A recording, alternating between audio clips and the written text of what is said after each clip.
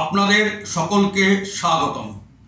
আমরা আলোচনা করছি 2024 লোকসভায় পশ্চিমবঙ্গে বিজেপির বিপর্যয়ের কারণ নিয়ে।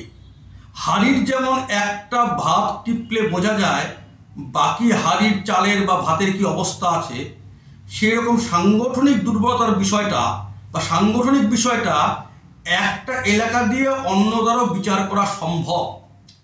এই জিনিসটাকে ভালো করে বুঝবার জন্যে আমি আপনাদের সামনে একটি অঞ্চল বা পঞ্চায়েতের উদাহরণ রাখব বিজেপি কেমন নির্বাচন লড়েছে। পূর্ব বর্ধমান লোকসভার অন্তর্গত একটি বিধানসভা মেমারি। সেই বিধানসভার অন্তর্গত একটি অঞ্চল বা পঞ্চায়েতের নাম হচ্ছে দুর্গাপুর। 29টি বুথ আছে। ওখানে সভাপতিকে বিজেপির ভাষায় যাকে মণ্ডল বলে, যে 2021-এর পরে বা 2021-এর একটু আগে সিপিআইএম থেকে আসা, সেই লোককে 2022-এর সময় এসে মণ্ডল সভাপতি করেছে। তখন বর্ধমান দুর্গাপুর যে সদর জেলা ছিল সেই সভাপতি ওকে মণ্ডল সভাপতি বানিয়েছে। এখন অবশ্য ওটা পূর্ব বর্ধমানের মধ্যে পড়ছে। এবার ওই জায়গাতে একবার ভাবুন, পঞ্চায়েত নির্বাচন যখন হয় তখন 29টি বুথের মধ্যে তৃণমূল কংগ্রেস 29টিতেই প্রার্থী দিয়েছিল। সিপিআইএম যে শূন্য থেকে মহাশূন্যের দিকে, সে প্রার্থী দিয়েছিল 27টিতে, আর বিজেপি মাত্র 4টিতে। কারণ জেলা থেকে মণ্ডল ওদের একটা সিপিআইএম এর সঙ্গে গট আপ ছিল। প্রধান প্রতিপক্ষ দল বিজেপি প্রার্থী দিয়েছে মাত্র 4টিতে, সিপিআইএম দিয়েছে 27টিতে। 4টির মধ্যে বিজেপি জিতেছে মাত্র 1টিতে। একটি জিতেছে টিএমসি সমর্থিত নির্দল, 20টি জিতেছে তৃণমূল, 7টি জিতেছে সিপিআইএম, এবং সেটাই বিজেপি নেতাদের পরোক্ষ সহযোগিতায়। বিজেপি নিজে 1, সিপিআইএম জিতেছে 7টিতে। আর ওই যে একটি জিতেছে বিজেপি, সেটা ওই মণ্ডল জেলা কারো সম্পর্কে নয়, ওদের সঙ্গে সম্পর্ক আদৌ ভালো না, ওরা নিজেদের চেষ্টায় জিতেছে।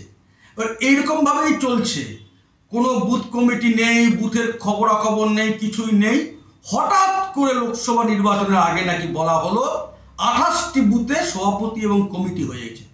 মানে দুধে জল মেশানো হয়নি, জলে দুধ মেশানো হয়েছে। 1 লিটার দুধে 29 লিটার জল মিশিয়ে বলা হয়েছে 30 লিটার দুধ আছে।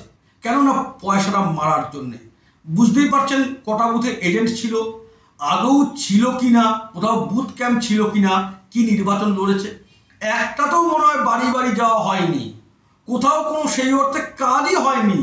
ভুয়ো বুথ সভাপতি, ভুয়ো বুথ কমিটি দেখিয়ে পয়সাগুলোকে কেবল পকেটে ঢোকানো হয়েছে। এই হচ্ছে কি নির্বাচন লড়া। আর তার ফল কি দাঁড়িয়েছে? যে মেমারি বিধানসভাতে 2019 সালে বিজেপি পিছিয়েছিল মাত্র 4000 ভোটে, এবার পিছিয়েছে 32,000 ভোটে।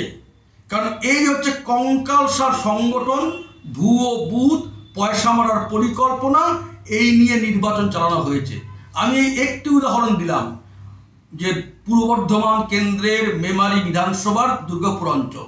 আপনি খুঁজে দেখবেন অন্যান্য অঞ্চলগুলো একই অবস্থা। তার জন্যে ওই লোকসভা কেন্দ্রে গতবার যেখানে প্রার্থী হেরেছিল 89,000 ভোটে, এবার সেখানে হেরেছে প্রায় 1,61,000 ভোটে। এই কারণ এই হচ্ছে নির্বাচন পরিচালনা। আর এই পশ্চিমবঙ্গে বিজেপির নির্বাচনী বিপর্যয়ের কারণ এই কঙ্কালসার সংগঠন। জেলা থেকে ব্লক পর্যন্ত সবার কেবল টাকার ভাগ, কমিশন, নির্বাচনটাকে টাকা রোজগারের একটা উপায় হিসেবে ধরে নেওয়া, কোথাও বুথে ঠিকমতো কাজ না করা, বাড়ি বাড়ি না যাওয়া, কোথাও কোনো কাজ না করে পয়সাকে পকেটে ঢুকানো, এই লক্ষ্য নিয়ে চলা, এই হচ্ছে বঙ্গ বিজেপির নির্বাচনী বিপর্যয়ের প্রধান কারণ। এটাই আমার আজকের বক্তব্য। সবাইকে নমস্কার।